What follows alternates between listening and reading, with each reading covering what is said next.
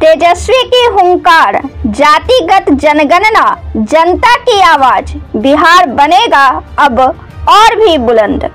तेजस्वी यादव ने अपने Facebook account पर एक पोस्ट किया है जिसमें उन्होंने जातिगत जनगणना के लाभ को बताया है। बिहार में समाज की स्थिति को लेकर, स्थिति के विकास को लेकर अपनी राय दी है और किस तरह बिहार विकास करेगा जातिगत जनगणना के बाद, इसके बारे में उन्होंने बड़े विस्तार से लिखा है। उन्होंने लिखा है कि बिहार के हर गरीब, वंचित और अच्छे भविष्य की चाहत रखने वाले व्यक्ति के लिए यह अत्यंत खुशी का विषय है कि माननीय पटना उच्च न्यायालय ने जाति आधारित सर्वेक्षण पर आगे बढ़ने के लिए बिहार सरकार को हरी झंडी दिखा दी है।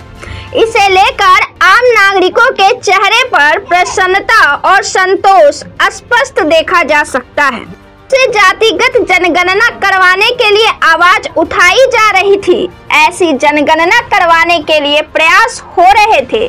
तभी से कुछ राजनीतिक दल व जातिवादी लोग इसके विरुद्ध दुष्प्रचार में लग गए थे।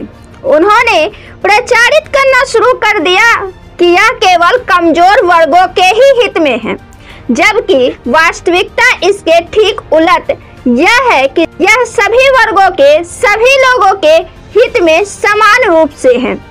उन्होंने अब इस स्थिति को स्पष्ट किया है कि जातिगत जनगणना समाज में, बिहार में सभी लोगों के हित में कैसे है।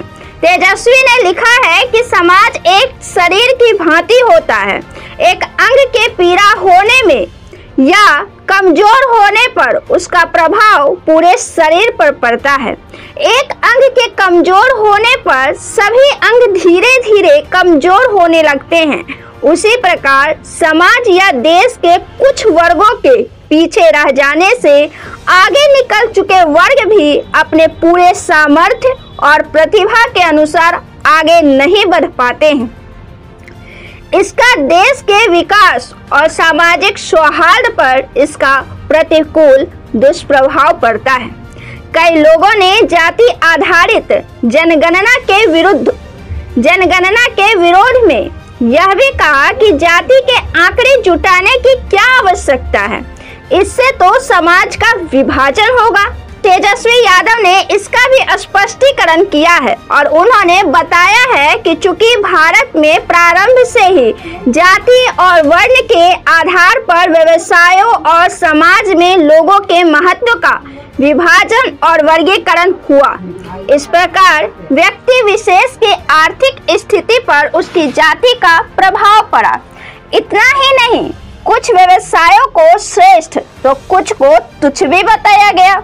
इन कारणों से पीढ़ी दर पीढ़ी लोग एक ही व्यवसाय में सीमित रहे।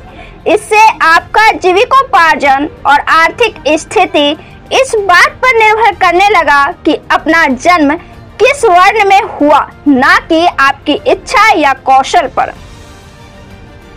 इसी कारण पूरी जाति विशेष के लोगों की आर्थिक स्थिति भी कमोबेश एक सी ही रही।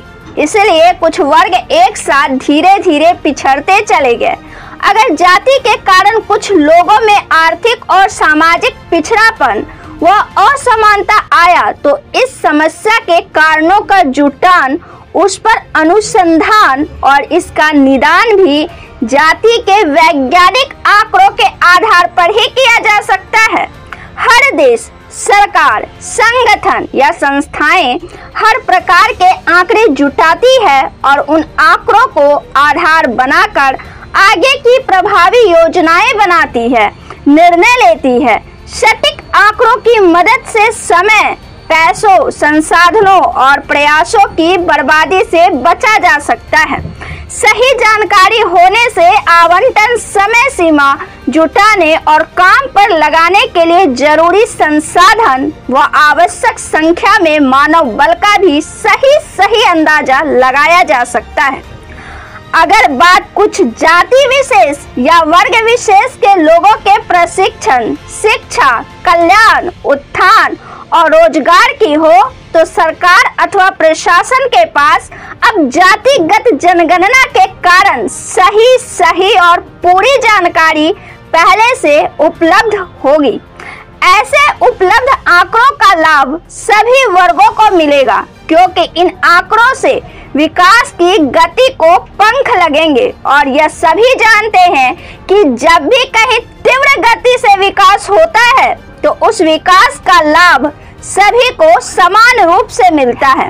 यही कारण है कि बिहार के लिए कल का दिन कई मायनों में ऐतिहासिक था, जब माननीय पटना उच्च न्यायालय ने जातिगत जनगणना के रास्ते में डाले जा रहे अड़चनों को हटाकर समग्र विकास के लिए मार्ग प्रशस्त किया है।